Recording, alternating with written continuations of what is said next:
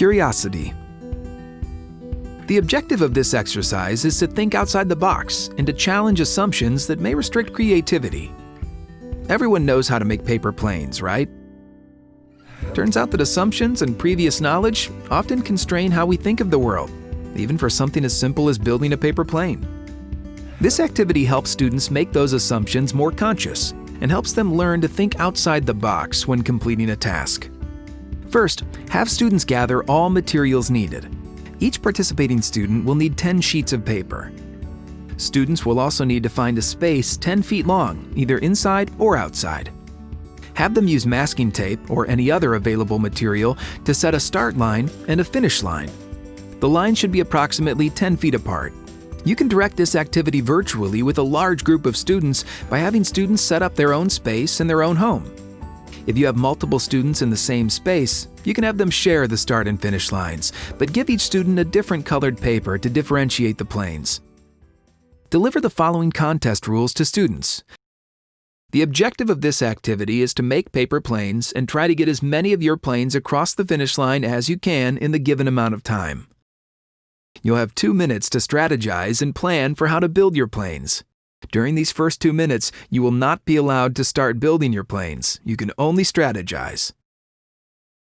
You'll then have 5 minutes to build all of your planes and get as many as you can across the finish line.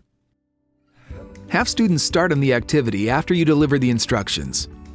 You should set a timer for 2 minutes and then instruct students when strategizing time is over. Then set a new timer for 5 minutes and instruct them that they can start building their planes and trying to get them across the finish line.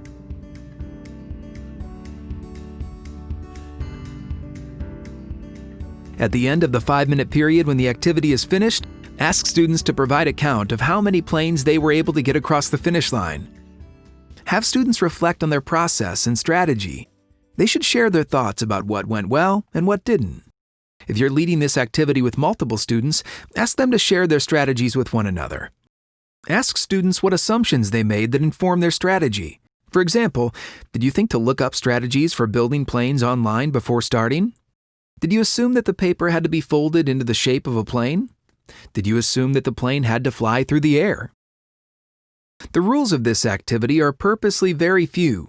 There's no definition of paper plane included in the rules, and no requirement that the planes fly through the air.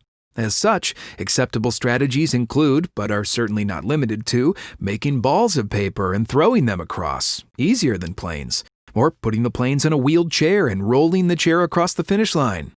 Students can even carry each plane across the finish line. The point is to get students to realize that assumptions or rules they create for themselves can unnecessarily limit creative thinking. Emphasize this point when you debrief with your students. Ask students to think about what they could have done differently if they were asked to do this activity again. What assumptions did they make the first time that did not need to be made? You can end this activity by telling students that every time they try to solve a new problem, they should think of any assumptions they're making that may be limiting their creativity. We hope you found this activity fun and enlightening. For more exercises like this one, visit us online.